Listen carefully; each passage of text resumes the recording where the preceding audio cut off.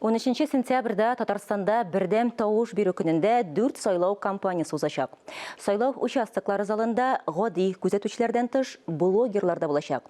Алар тауыш берүнең барышын үз аккаунтлары аша турдан-туры трансляцияләп барачак.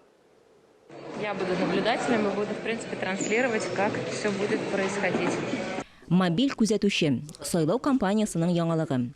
Быел тауыш беру процессын республиканың 100 блогеры һәм аларның меңләгән аудиториясы күзәтеп тора алачак. У меня есть такая возможность самой посмотреть и показать своей аудитории, показать людям, как это вообще, в принципе, происходит. Республика үзәк сайлау комиссиясында эшнең нечкәлекләре турында сөйләделәр. Мобиль сайлаучылар белән үзәк сайлау комиссиясе рәисе Андрей Кондратьев очрашты. Мы понимаем, что самое главное, чтобы не были нарушены избирательные права наших граждан.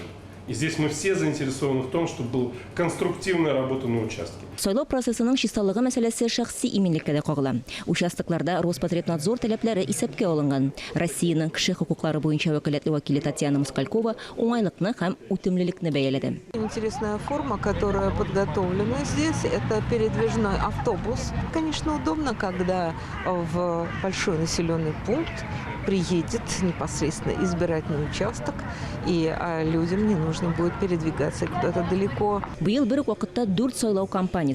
Татарстан Республикасы президентын, Түбән Кама сайлау округында Дәүләт думасы, Алабуга сайлау округында Дәүләт советы депутатларын өстәмә сайлаулар, шулай ук җирле, шәһәр һәм район советлары депутатларын сайлаулар узачак. Тавыш бирү 11, 12, 13 сентябрь көннәренә билгеләнгән. Чулпан Амели, Регина Софиуллина, Владимир Юрков, Татарстан яңалыклары.